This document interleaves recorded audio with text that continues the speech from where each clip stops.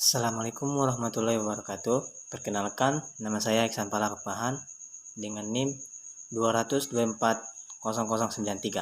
Di sini saya akan menjelaskan tentang pengenalan komunikasi pemasaran atau sering disebut dengan marketing communication.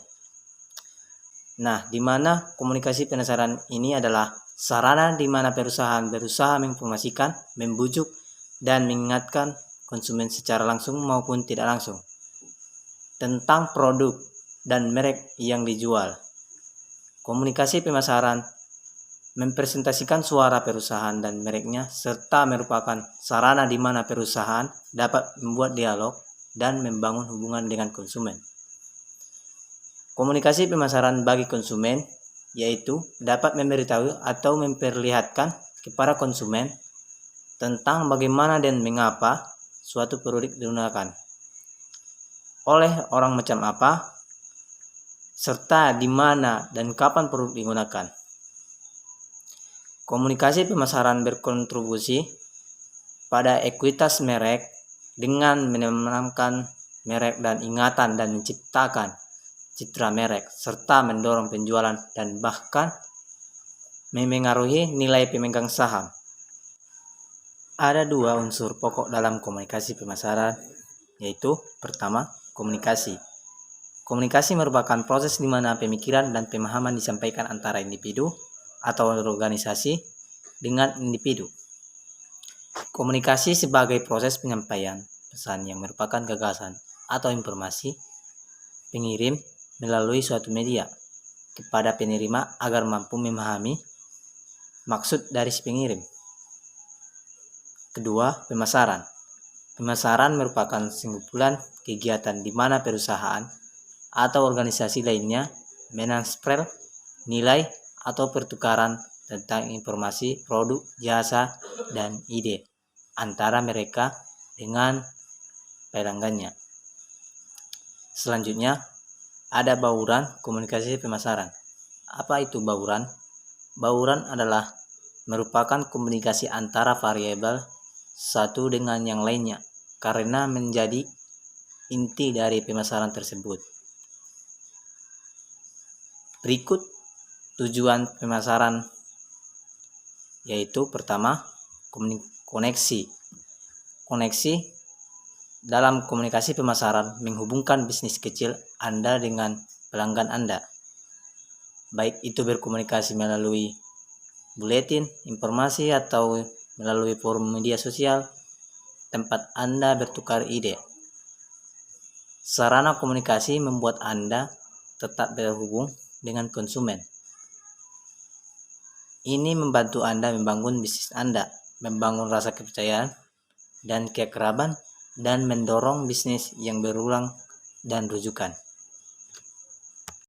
Kedua, masukan.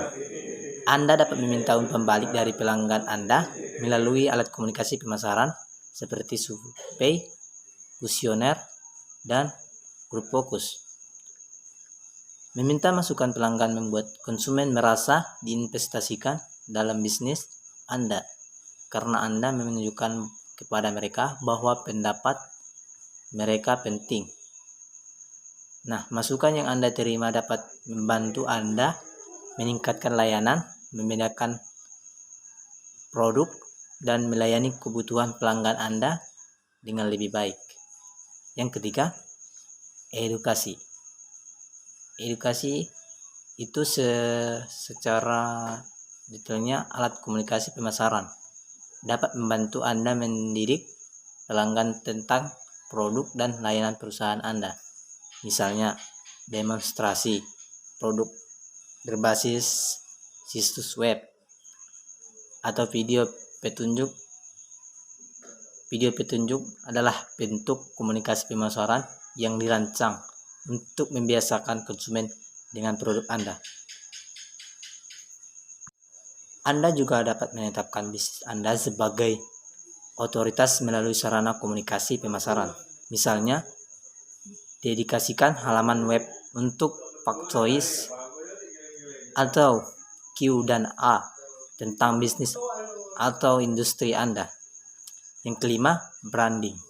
Setiap jenis komunikasi pemasaran yang Anda hasilkan dan distribusikan berfungsi untuk memperkuat merek perusahaan Anda. Branding membangun bisnis dan layanan Anda di benak konsumen dan dapat membantu meningkatkan loyalitas dan pelanggan. Yang paling efektif jika pesan dan citra pencitraan merek tetap konsisten melalui sarana atau melalui semua materi ini, pemasaran, periklanan, dan promosi perusahaan Anda. Yang keenam, layanan komunikasi pemasaran yang efektif membantu Anda meningkatkan tingkat layanan pelanggan. Anda dapat menggunakan ledakan email dan kampanye surat langsung untuk mendistribusikan kupon dan iklan penjualan awal. Yang ketujuh, blog interaktif memungkinkan Anda menjawab pertanyaan pelanggan, mendistribusikan informasi, dan memberitahui pelanggan tetap kejadian di perusahaan Anda. Yang terakhir, penjualan. Komunikasi pemasaran merupakan sasaran akhir untuk meningkatkan penjualan produk dan layanan perusahaan Anda ketika Anda tetap berhubungan dengan pelanggan, memperlakukan mereka sebagai aset berharga, dan mengundang umpan balik. Anda membangun fondasi untuk hubungan jangka panjang yang menentukan. Hal ini dapat menyebabkan bisnis yang berulang, bisnis yang meningkat, dan bisnis rujukan dari konsumen yang puas. Tujuan dari akhir komunikasi pemasaran adalah untuk meningkatkan penjualan produk dan layanan perusahaan Anda. Sekian, terima kasih. Wassalamualaikum warahmatullahi wabarakatuh.